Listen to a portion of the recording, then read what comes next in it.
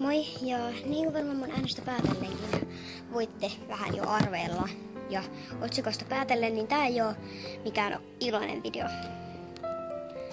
Älkää koskaan tilatko kitypetsuksia.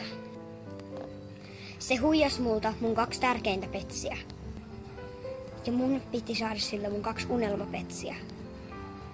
Ihan oikeesti. Mä oon niin vihanen kuin vaan olla ja voi. Se vei ne ei viime viikon torstaina, vaan sitä edellisen viikon torstaina, eikä ne ole vieläkään tullut. Tai ne on mukamas vei. Ja sen Instakuvissa on muitakin kommentteja, että missä mun petsit on. Tai siis niin kuin, että se olisi mukama huijannut muitakin. Eli ihan oikeasti tää ei ole hirveän kivaa touhua. Ja sen takia mä en saa lähettää enää koskaan eka. Enkä edes samaan aikaan. Joten mieti Kity, mitä teit.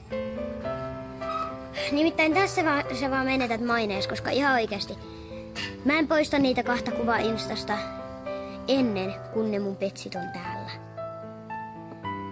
Ja ne ei oo täällä. Mä tiedän, missä sä asut. Sä asut samassa kaupungissa, missä mun isä asuu, joten me voidaan tulla hakemaan ne petsit sulta, jos sä ihan oikeasti et lähetä niitä.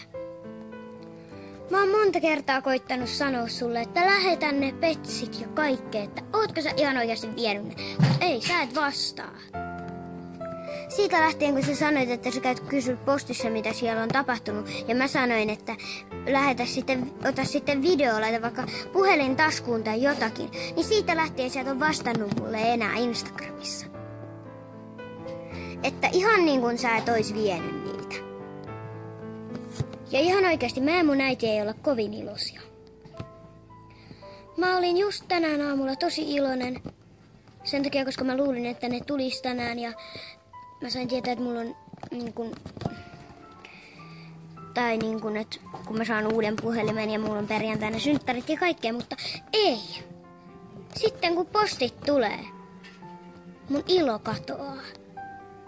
Koska äiti tulee sanomaan mulle, että mun pikkuveli haluaa mun huoneeseen ja sitten mä kysyn, että tuliko mulle paketti ja äiti sanoi, että no ei tullut. Nonnin, elikkä onko sulla nyt mitään muuta sanottavaa kuin huijaamista? Sä voit sanoilla mua huijata, mutta niin kuin vaihdossa et.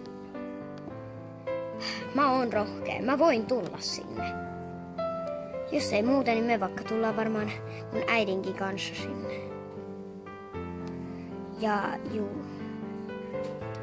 Ja mä oon varma, että sen jälkeen kun sun vanhempas saa kuulla tästä, sä et saa enää vaihtaa petsiä. Mut ei mulla nyt muuta. Mut älkää vaihtako sen kanssa oikeesti. Se on huijannut ja tosi monta. Ainakin 3 tyyppiä, jos mut lasketaan. Moikka!